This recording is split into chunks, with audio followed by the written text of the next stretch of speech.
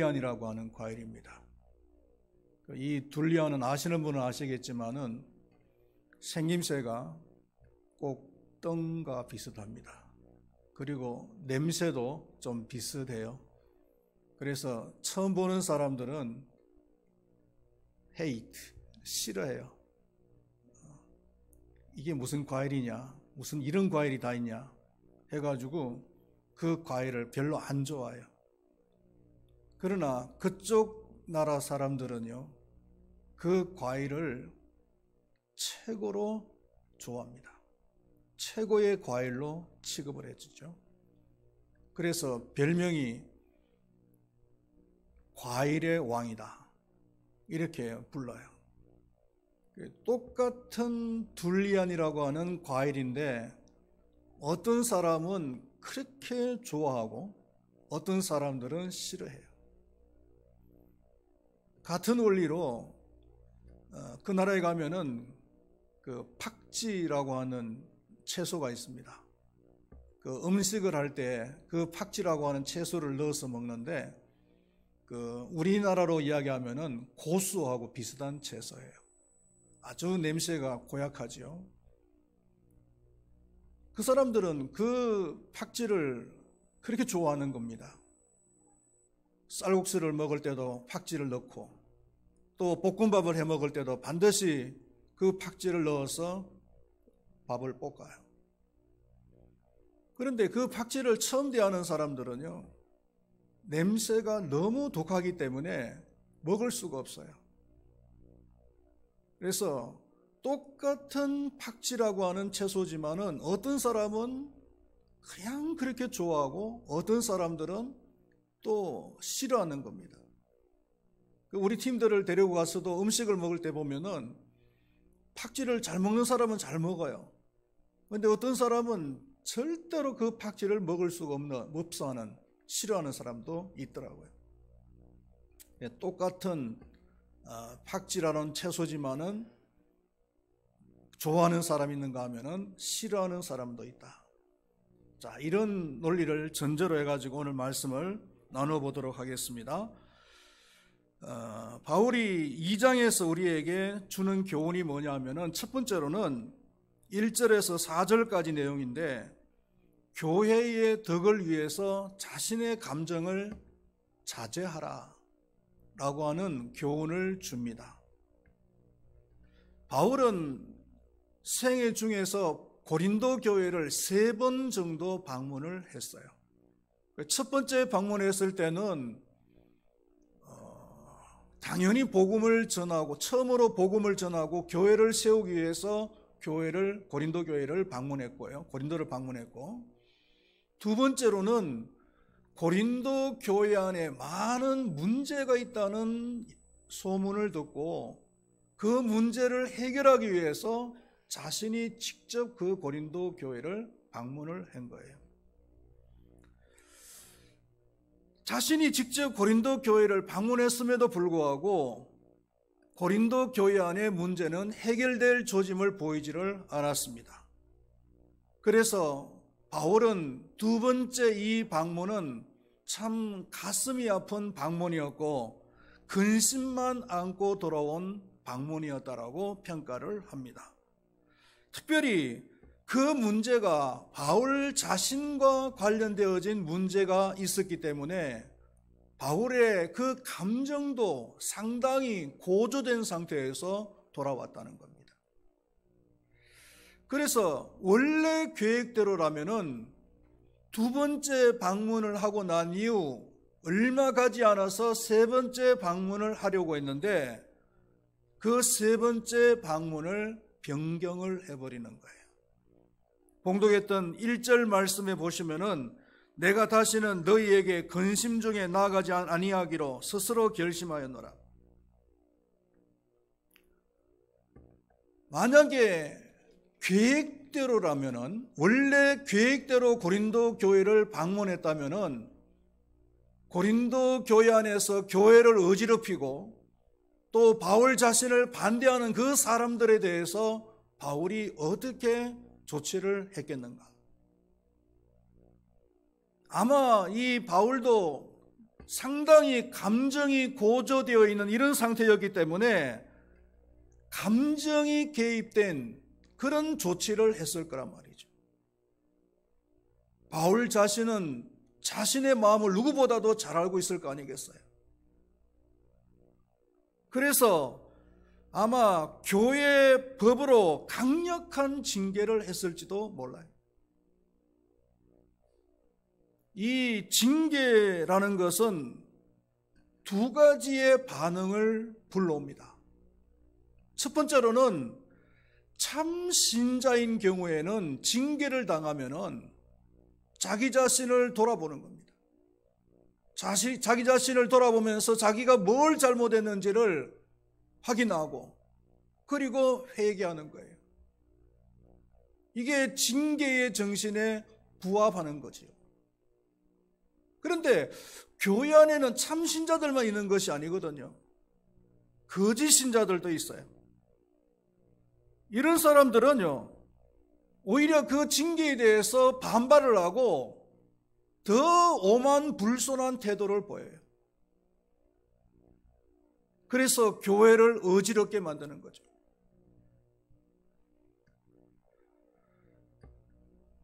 교회 안에 참 신자들만 있으면 얼마나 좋겠습니까마는, 그러나 지상교회 안에는 참 신자들만 있는 것이 아니에요. 마태복음 13장에서도 알곡과 가라지 비유해서 그 얘기를 우리한테 해주고 있잖아요. 그러니까 거짓 신자들은 교회가 어지럽혀지는 것은 상관하지 않아요. 자신의 이권, 자기의 어떤 위치만 유지하면 되는 겁니다.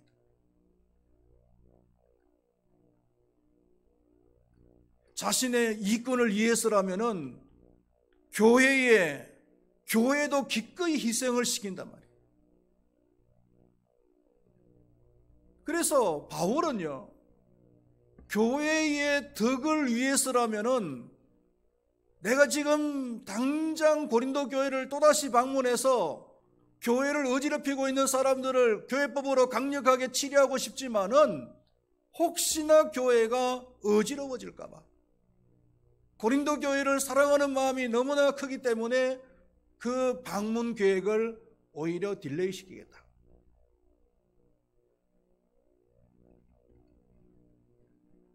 4절 말씀해 보면은 내가 마음에 큰 눌림과 걱정이 있어 많은 눈물로 너희에게 섰노니 이는 너희로 근심하게 하려 한 것이 아니요 오직 내가 너희를 향하여 넘치는 사랑이 있음을 너희로 알게 하려 함이라. 참 신자라면은 교회의 덕을 위해서, 교회의 유익을 위해서라면은 자신의 감정과 자신의 이권을 기꺼이 자제할 수 있는 그런 사람이 되어져야 될 줄로 믿습니다. 교회의 유익을 위해서, 교회의 덕을 위해서 자신을 희생할 수 있는 그런 사람이 되어져야 된다. 그런 사람이 참된 신자라고 할 수가 있어요. 바울이 바로 그랬거든요.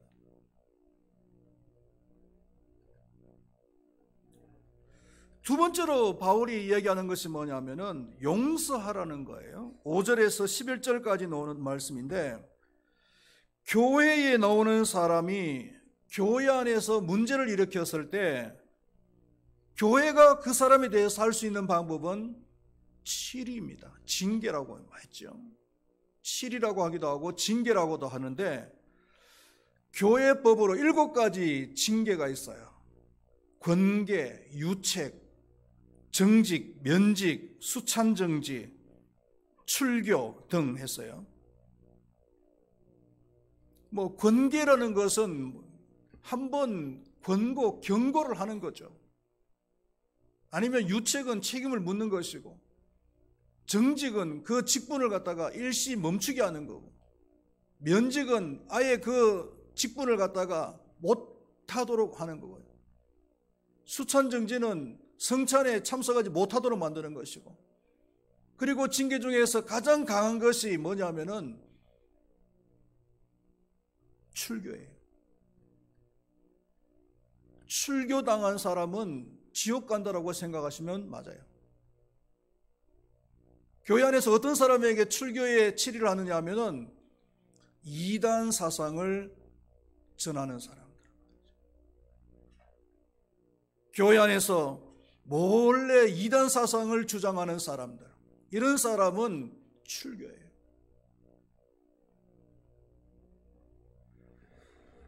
징계의 목적은 크게 두 가지입니다.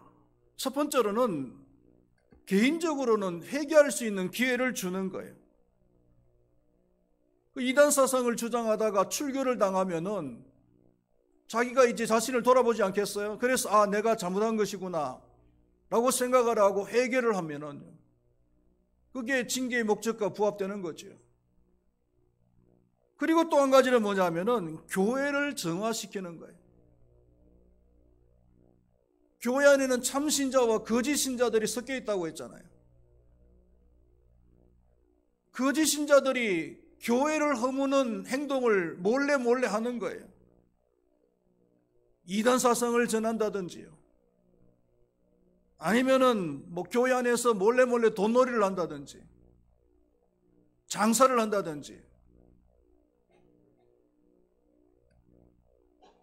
엄란한 짓을 한다든지,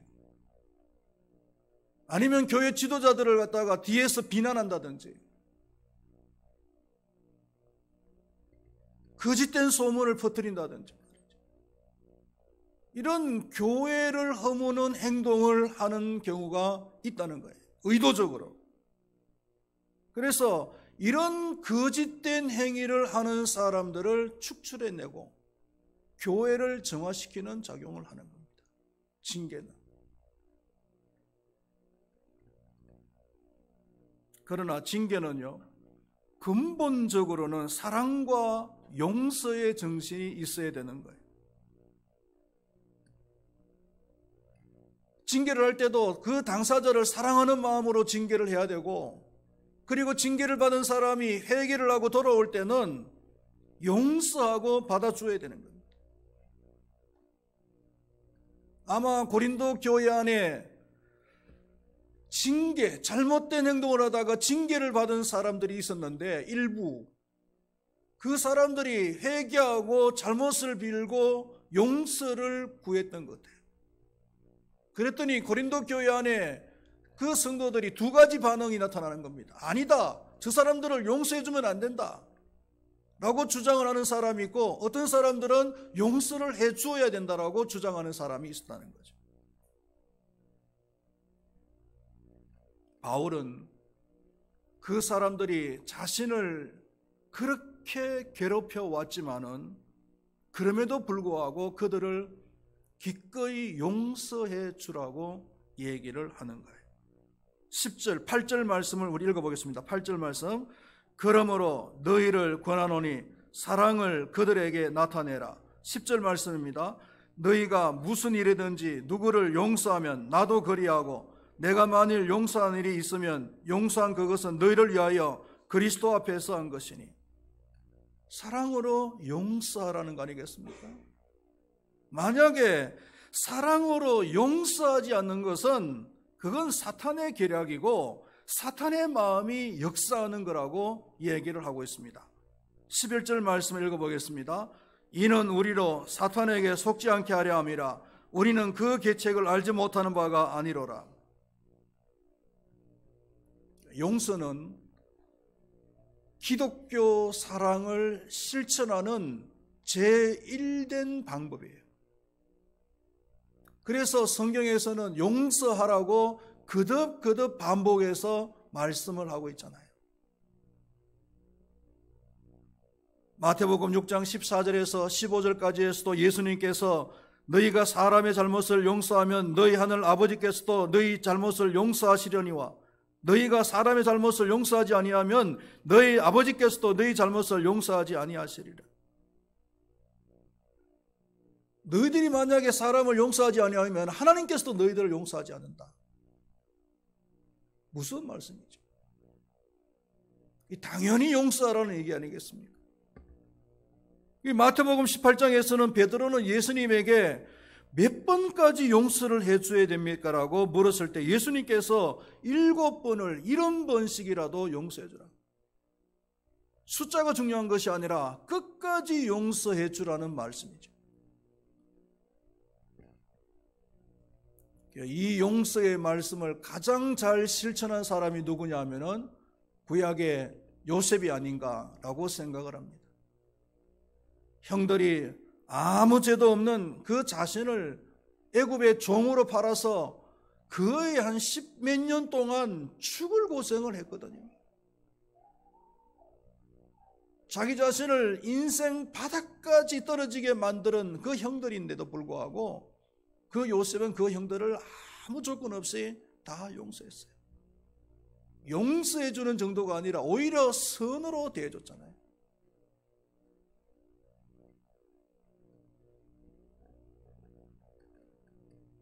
우리는 용서를 실천하는 사람이 되어져야 될 줄로 믿습니다. 그것이 참된 신자의 하나님을 믿는 사람의 모습인 줄로 믿습니다. 그리고 세 번째로 말씀하는 것이 뭐냐면은 성도들은 그리스도의 향기, 냄새라고 얘기를 합니다. 14절 말씀을 우리 한번 다 같이 읽어볼까요? 14절 시작. 항상 우리를 그리스도 안에서 이기게 하시고 우리로 말미암아 각처에서 그리스도를 아는 냄새를 나타내시는 하나님께 감사하노라. 그러니까 이 말은 우리가 오해를 하면 안 되는 게 뭐냐 하면은 하나님을 믿는 사람들은 그리스도의 향기가 되라 라는 그런 말씀이 아니에요. 이 말씀의 주체는 향기를 바라는 사람에게 있는 것이 아니라 향기를 맡는 사람에게 있어요. 이미 우리 하나님을 믿는 사람들은 그리스도의 향기잖아요. 향기라고 선포를 하고 있는 거예요. 그런데 같은 향기라도요, 그 향기가 좋을 수도 있고 나쁠 수도 있어요. 여자들이 좋아하는 그 향수 중에서 샤넬 5 아니면 샤넬 19 이런 고급스러운 향이라도요, 그 향을 모든 사람들이 다 좋아하는 것은 아니잖아요. 좋아하는 사람이 있는가 하면은 별로 안 좋아하는 사람도 있어요.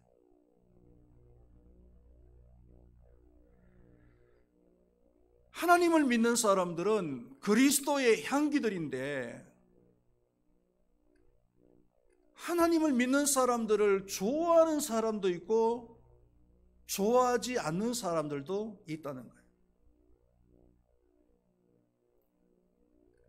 이 그리스도의 향기라고 하는 말이 어느 배경에서 나왔느냐 하면은 로마 시대 때요. 로마 시대 때 전쟁에 나간 장군이 승리하고 돌아올 때 개선 행진을 하지요. 이때 승리한 장수를 우리는 개선 장군이라고 얘기를 합니다. 개선 장군은 머리에 월계관을 쓰고 의기양양하게 돌아옵니다. 그런데 아무에게나 해당되어지는 얘기가 아니에요. 적어도 적군 5,000명 이상을 사살했을 때에 해당되어지는 얘기래요. 이게 그 행진을 하는데 개선 행진을 할 때에 행진곡을 아주 웅장한 행진곡을 연주를 하고 또 전쟁에서 얻은 전리품과 그리고 쇠사슬에 묶인 그 포로들을 줄 세워서 주피터 신전이 있는 크피토리안이라고 하는 언덕을 오른다는 거예요. 이때 특이한 의식이 있는데 그 의식이 뭐냐 하면은 향연을 피우는 일이에요. 개선 장군을 따르는 바로 뒷마차에다가 커다란 그 향로를 싣고 그리고 많은 향을 피워서 연기를 낸다는 거예요. 그 연기가 냄새와 함께 안개처럼 자욱해지면은 그 전쟁에서 승리하고 돌아오는 그 군인들은 더욱더 의기양양하게 발을 맞추어서 돌아온다는 겁니다. 행진을 한다는 거죠.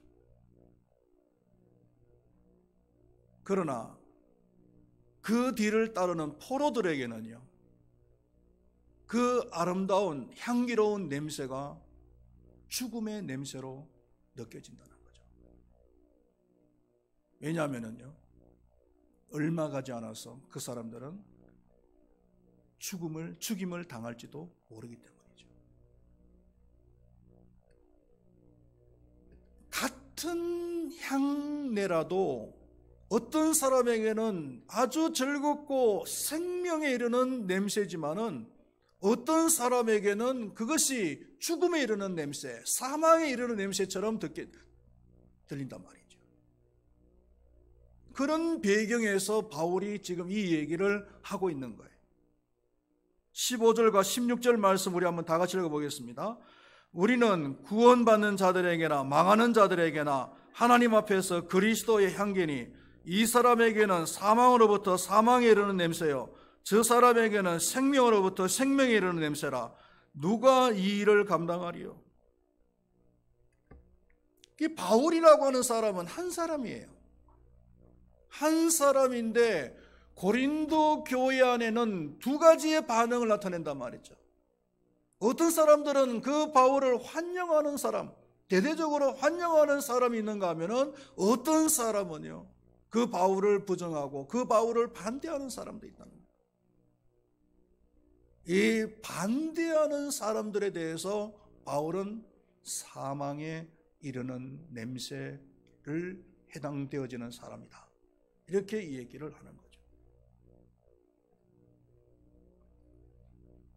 여러분, 우리가 하나님을 믿으면서 이 세상에 살아가면은 모든 사람들이 야, 하나님을 믿기 때문에 정말 너는 훌륭하구나, 이렇게 칭찬만 해줍니까?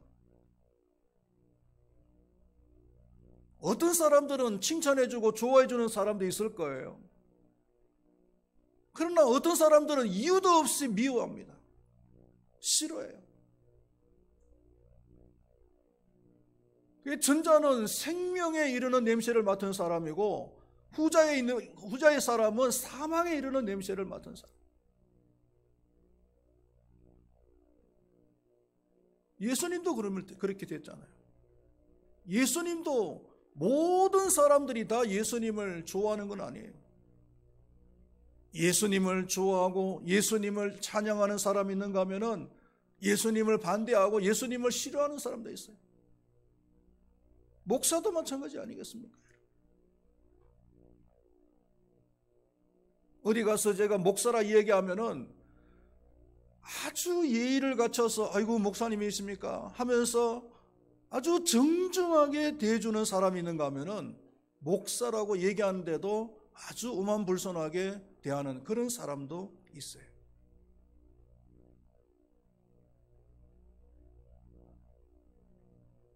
똑같은 사람이에요. 똑같은 사람이지만 그 반응은 서로 상반되는 거예요. 탈무드에 이런 얘기가 있습니다. 꿀벌은 주인에게는 향과 몸에 좋은 꿀을 제공하지만 적들에게는 독침을 제공한다, 이런 말이 있죠. 같은 한 마리의 벌이지만은 달콤한 몸에 좋은 꿀을 제공할 수도 있고 아니면은 독침을 제공할 수도 있다는 거예요.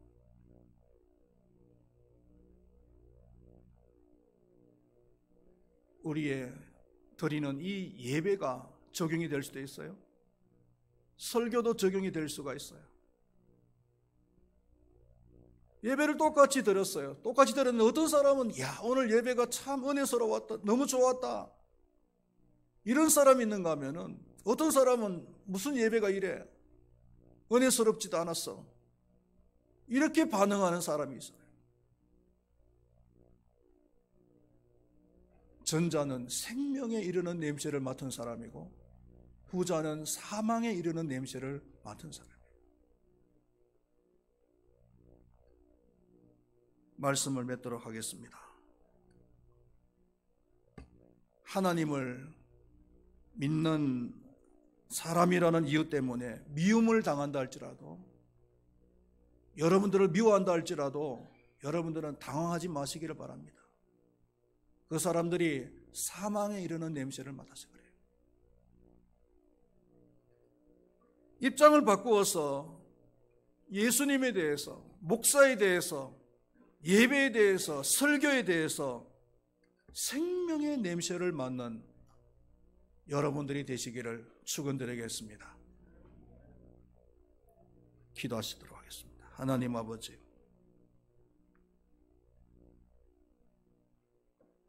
예수님은 한 분이신데 어떤 사람은 그 예수님을 좋아하고 그 예수님을 따라하고 예수님을 찬양합니다. 그러나 어떤 사람들은 그 예수님을 싫어합니다. 그 예수님을 미워합니다. 그것이 우리 모두에게도 적용이 되어져서 우리가 예수님을 믿는다는, 하나님을 믿는다는 이유 때문에 때로는 미움을 당할 수도 있습니다. 그것은 사망의 냄새를 맡은 사람들이기 때문입니다. 그러나 칭찬도 받을 수 있고 사랑을 받을 수도 있는데 그런 사람들은 생명의 냄새를 맡은 사람들입니다. 우리 자신들도 마찬가지입니다.